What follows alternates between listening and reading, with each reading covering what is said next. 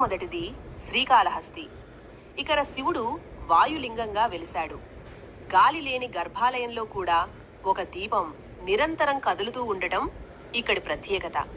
ఈ ఆలయ వివరణ: మన ఆయుష్ మనం తీసుకునే శ్వాసపై ఆధారపడి ఉంటుంది. యోగశాస్త్రం ప్రకారం మనిషి ఎంత నెమ్మదిగా లోతుగా శ్వాస తీసుకుంటే అంత ఎక్కువ కాలం జీవిస్తాడు.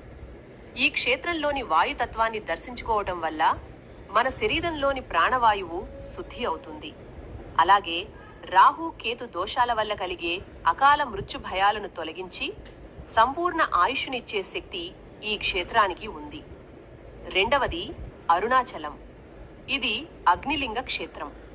అగ్ని అంటే కేవలం మంట కాదు, అది మన శరీరంలోని శక్తి. మన జఠరాగ్ని సరిగ్గా ఉంటేనే జీర్ణక్రియ బాగుంటుంది, రోగ నిరోధక శక్తి పెరుగుతుంది. ఈ ఆలయ వివరణ: అరుణాచల స్మరణం ముక్తి అంటారు.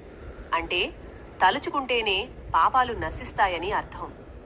శాస్త్రీయంగా చూస్తే ఇక్కడి 14 కిలోమీటర్ల గిరి ప్రదక్షిణ చేసే సమయంలో ఆ కొండల్లోని ఓషధుల గాలి పీల్చడం వల్ల రక్తం శుద్ధి అవుతుంది. శరీరంలోని అనవసర కొవ్వు కడిగిపోయి మనిషి చైతన్యవంతంగా తయారవుతాడు. ఇది ప్రత్యక్షంగా ఆయుష్ను పెంచే ప్రక్రియ. మూడవది చిదంబర నటరాజస్వామి ఆలయం. ఇది ఆకాశలింగ క్షేత్రం. ఆకాశం అంటే శూన్యం లేదా అనంతం. ఈ ఆలయ వివరణ: మనిషి ఆయుష్ను తగ్గించే అతిపెద్ద శత్రువు ఒత్తిడి, స్ట్రెస్.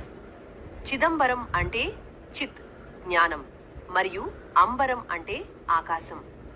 మనసు ఆకాశమంత ప్రశాంతంగా మారడం. ఇక్కడ శివుడు తాండవం చేస్తూ విశ్వం యొక్క గమనాన్ని శాసిస్తుంటాడు.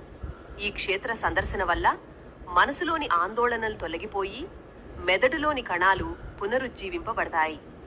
ప్రశాంతమైన మనసున్నవాడు నిండు 100 ఏళ్లు జీవిస్తాడు అన్నది జగమెరిగిన సత్యం. పంచభూతాలలోని ఈ 3 ముఖ్యమైన అంశాలను మనం దర్శించి ఆ తత్వాలను అర్థం చేసుకున్నప్పుడు మన శరీరంలో మార్పు వస్తుంది.